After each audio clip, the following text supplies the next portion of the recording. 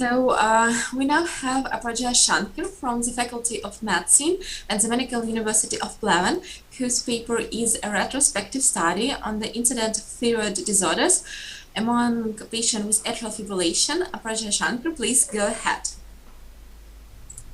Thank you, Dr. Matashova. I hope I'm audible and my screen can be seen by everybody. Yes, we can hear and see you. Okay, thank you so much. So before I begin, I want to extend my congratulations to the organizing committee and to the National Institute of Medicine and Science at Kharkiv. On behalf of the Faculty of Medicine, I would like to tell you that this is indeed a great opportunity for all of us here. So today I'm going to talk about the incidence of thyroid disorders among patients with atrial fibrillation, a retrospective study in a cardiology department. Before I begin, my name is Aparajita Shankar. I'm from the Faculty of Medicine. I'm a fifth-year medical student and the local public health officer. So before we go into our results and our methodology and everything else, we want to first make it clear why exactly we did this research. So first, we need to know that atrial fibrillation, massively increases the risk for strokes and hospitalizations.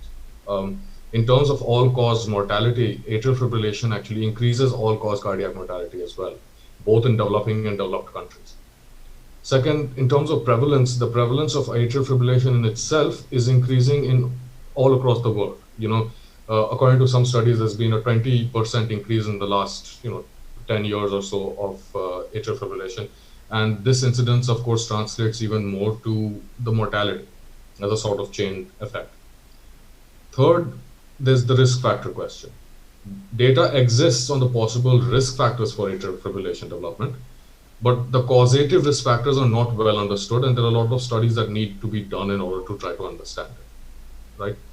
And in terms of thyroid disease itself, there is a link between thyroid disease and atrial fibrillation, but this has only been proposed.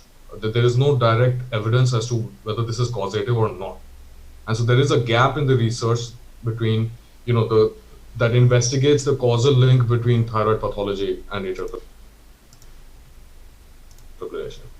Now, we do know that there is, that thyroid pathology causes cardiovascular disease. It increases the risk. There are some cases where the treatment for certain cardiovascular disease can cause thyrotoxicosis, and then the thyrotoxicosis further causes an increase in cardiovascular disease state and risk stratification as well. So it is important for us to understand one thing, which is that, yes, thyroid pathology has been investigated for increasing cardiovascular risk and cardiovascular risk disease progression as well. But when it comes to atrial fibrillation in specific, that evidence does not exist, or the evidence has not been investigated thoroughly enough. And so before let's go on to the next slide here, where I want to tell you about the aim of our study. Our study's aim was to study the relationship between thyroid function and the presence of atrial fibrillation in patients with cardiovascular disease and thyroid disease as well. Third, what is the methodology? Because this is a retrospective study, what we did was to take patient history of admitted patients in the cardiology department, and we analyzed it. And we had an inclusion criteria and an exclusion criteria. Now, our inclusion criteria detected the presence of thyroid disease before hospitalization, and the exclusion criteria was new onset atrial fibrillation. So from a time-dependent perspective, it is important for us to make this distinction, because the presence of thyroid disease precludes or sort of acts as a predecessor to hospitalization due to AF. We are trying to understand whether the thyroid disease in itself is causing increased cardiovascular risk, in specific if it is causing atrial fibrillation or not. And so when there is new onset atrial fibrillation, it is not possible for us to sort of understand whether there is thyroid disease or not. And even if there is thyroid disease but there is new onset atrial fibrillation, we will then have a gap of data. So which is why we set our inclusion and exclusion criteria in this manner.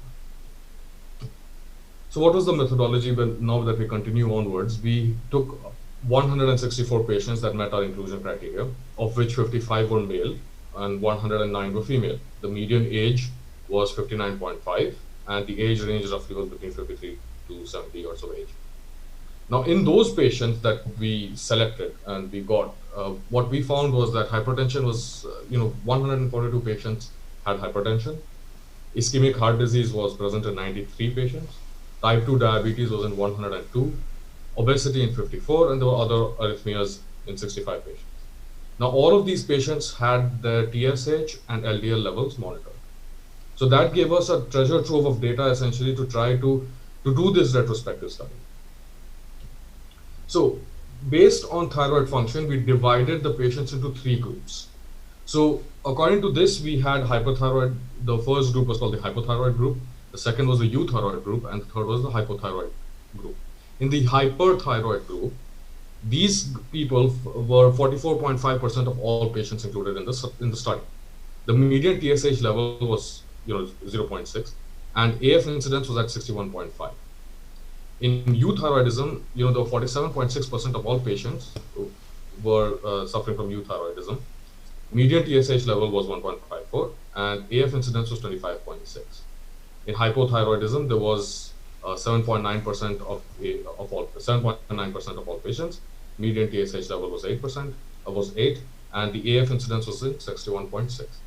Now, at first glance, after we did an ANOVA study on the results that we got here, we can see quite clearly that AF incidence in hyperthyroid and hypothyroid groups are roughly the same, 61.6%, right? That means that those patients who present with either hyperthyroidism or hypothyroidism, the incidence is 61.5% in both. Roughly speaking, is the same.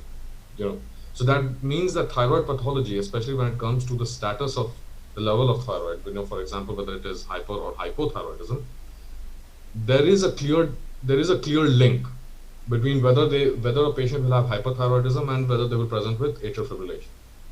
Now, with that said, our conclusion here is that patients who have hyperthyroidism or hypothyroidism had a higher incidence of AF than those with euthyroidism. However, this does not mean that euthyroidism does not have any causal effect or not, because the ANOVA study, as we see in the previous slide here, it also showed a AF incidence of 25.6, which is also in some levels higher, and it's higher than the predicted value that we would have expected.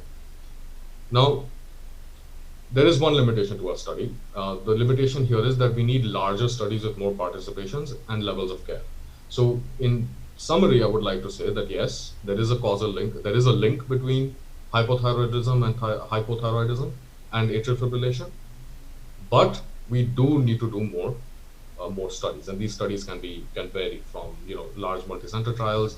They can be both retrospective and prospective studies. We might need to include more patients, things like that. So with that said, I would like to thank you all, and if you have any questions, I'll be very glad to answer them. You can see that my email is on the screen right now, and so is my website where I can be contacted. Thank you for your brilliant work, Prajaya. I have one question. What can you tell us about the role of standardized thyroid function screen in the context of cardiovascular health? Okay, thank you for your question. So from a public health perspective, it is very important that we do all tests necessary in order to form 2 things. Number one being that we need a data set so that further studies can be conducted, right? And the second thing is that cardiovascular disease mortality and the burden of cardiovascular disease in general is very high. Now, in terms of the leading causes of death, for example, cardiovascular mortality is at the top. And maybe COVID will have affected it to some extent, but then by the time we come to know that data in itself, it'll be another 5 to 10 years, right? As of now, all studies universally declare that the importance of understanding cardiovascular disease mortality burden and what we can do to prevent further complication from cardiovascular diseases is very important. And so standardized thyroid screening is central actually to be able to understand whether whether the level of cardiovascular disease in both individual patients as well as in populations can be stratified in some way or the other. So from a public health perspective as well, we would need to do 2 things. Number one, every patient after a certain age should have a thyroid screening done, right? Then those patients who already have presented with cardiovascular disease should have a retrospective TSH level monitoring as well. You monitor and change, and you observe whether their TSH levels have changed over the course of their treatment or not. And the third thing is that in terms of pharmacological therapy as well, it is important that we understand the role of TSH and thyroid status in the way we, carry out cardiovascular treatments. So cardiovascular treatments also need to, take into account the thyroid status of the patient. And it is very important for the simple reason that what the role of thyroid function in itself is that it's sort of central to how cardiovascular cardiovascular disease progression takes place. So, for example, a patient can come with is on amiodarone, for example, right? And this patient can have thyrotoxicosis, which can further worsen their cardiac status. So, in that case, we have to change the pharmacological therapy that they're on, because there is no other way. Because amiodarone itself is, it elevates the risk for thyrotoxicosis by quite a lot. So, in conclusion, all I would say is that thyroid screening in itself is very, very important in all cardiovascular patients. And in all cardiology departments, it is important to keep a data set so that more retrospective and multi-center studies can be taken out, so that we understand and have a greater understanding between AF and TSH. Because atrial fibrillation in itself is a difficult disease to study, but understanding what causes it, right? More than just what is its association, those are two different things. It is important to understand what its causative factors are, and to try to understand what we can do to prevent it in the first place, and how we can manage it, and how we can overall, decrease the burden of cardiovascular diseases, especially as they relate to atrial fibrillation. So thank you very much. Thank you again so much, Parjay. Also, thank you for refreshing, with guidelines for me. We are waiting for your future work also for the next year. And now our 6 speakers is Ala